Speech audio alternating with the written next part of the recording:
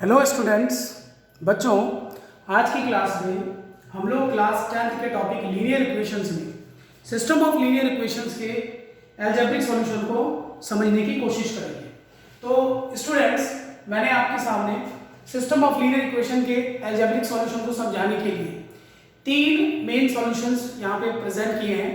Number 1 method है substitution method, number 2 elimination method, number 3 cross multiplication method.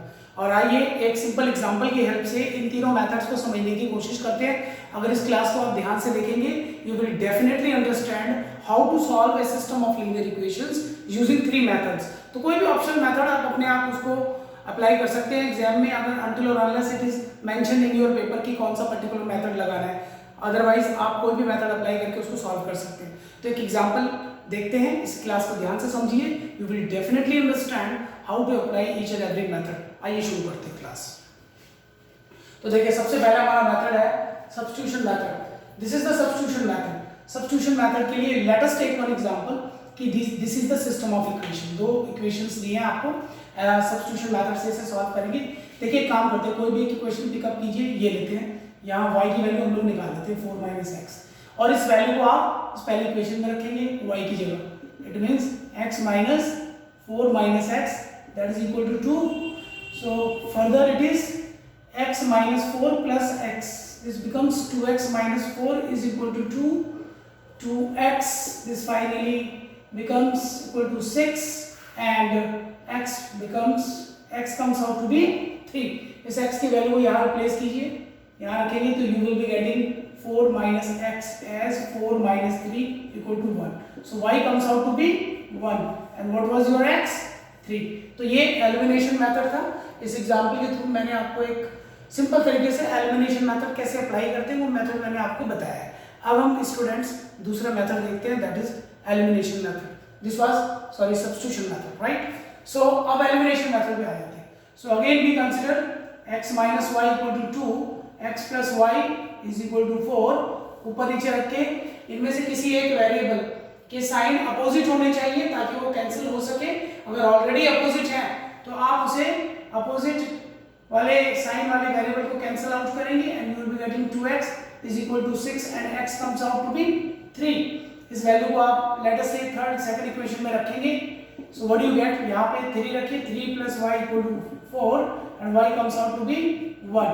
तो देखिए कितने सिंपल तरीके से हमने निकाल लिया। बट अदरवाइज इसे अप्लाई करते समय अगर आप थोड़ी कॉम्प्लेक्स इक्वेशन लेते हैं तो वहाँ आपको इन वेरिएबल्स के जो साइन है वो साइन इक्वेट करने पड़ते हैं, चेंज करने पड़ते हैं। आगे के अपनी एक क्लास में मैं इस मेथड के एक आध क्वेश्चन और आपको दिखाऊंगा जिसमें साइन अगर सेम नहीं है तो उनके कोएफिशिएंट्स को इक्वेट करना पड़ता है और उनके साइन को चेंज करना पड़ता है। तो वो मैं अपनी दूसरी क्लास में आपको एक एग्जांपल लेके दिखाता हूँ। या एक काम करते हैं, लेट अस से एक सिंपल केस यहाँ पर एक एग्जांपल का कंसीडर कर लेते हैं ताकि यही आपको ये चीज जो है क्लियर हो जाए। मान लीजिए दो इक्वेशंस को हमने सॉल्व करना है। यहाँ पे one equation is x plus 2y is equal to 4, other equation is let us say x minus y is equal to 1। so यहाँ से आप क्या करेंगे, देखिए दोनों के साइन चेंज, मान लीजिए दोनों को साइन भी चेंज नहीं है तो किसी एक को पिकअप आप कर लीजिए। आप इसमें इन दो इक्वेशंस मैंने लिए हैं, इन दोनों इक्वेशंस में एक काम करते हैं, मान लीजिए मैं y को एलिमिनेट करना चाहता हूँ तो y का कोएफिशिएंट कितना है मेरे पास, y का कोएफिशिएंट है मेरे पास 1 in the second equation, so multiplied by 1। यहाँ कितना कोएफिशिएंट है 2, तो मल्टीप्लाइड बाय 2। तो आप उसे 1 से करेंगे, इसे 2 से करेंगे। सो 1 से करने पे ये इक्वेशन तो एज इट इज आ जाएगी आपके पास 4, और जब आप 2 से करते हैं तो सेकंड इक्वेशन में देयर इज सम चेंज, ये चेंज आ जाएगा हमारे पास। अब देखिए क्योंकि y के कोएफिशिएंट इक्वेट हो चुके हैं तो आप अगर इनके साइन चेंज नहीं है तो सेकंड इक्वेशन के साइन चेंज कीजिए, सारे टर्म्स के साइन चेंज कर देते हैं। अब ये कैंसिल हो गया हमारे पास।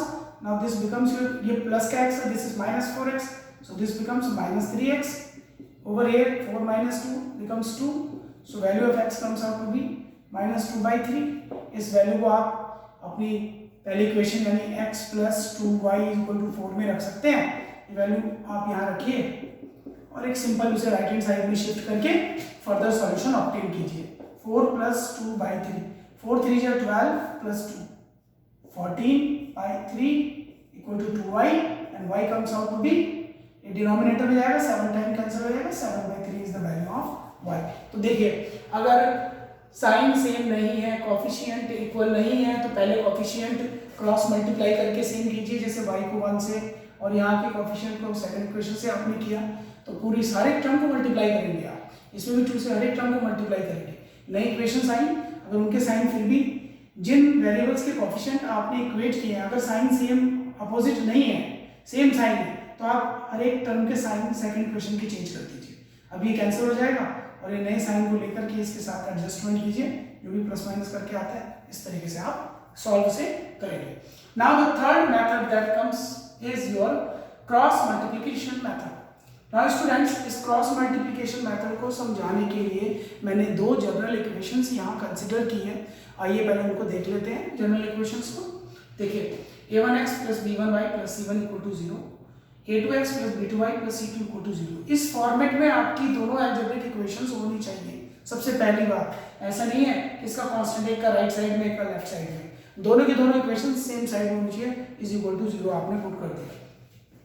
अब आप किस तरीके से करेंगे? आप सबसे पहले y के कोएफिशिएंट्स लेंगे। सबसे पहले देखिए b1 b2, then c1 c2, then a1 a2 and then इसको रिपीट करेंगे, एक क्रॉस यहाँ, एक यहाँ, एक यहाँ, इधर x इधर y इधर 1। And how do you proceed? You proceed in this manner, x upon this into this, यानी कि b1 c2 minus according to the formula this into this b2 c1, then it is equal to y, it is your c1 a2 minus it is your c2 a1 and then 1 it is a1 b2 minus a2 b1। और उसके बाद इन्हें एक बार x वाली term को 1 constant term के साथ equate कीजिए, एक बार y वाली टर्म को कांस्टेंट टर्म के साथ इक्वेट कीजिए, और यहां से you will obtain the values of x and y। आइए इस मेथड को थोड़ा अप्लाई करके देखते हैं कि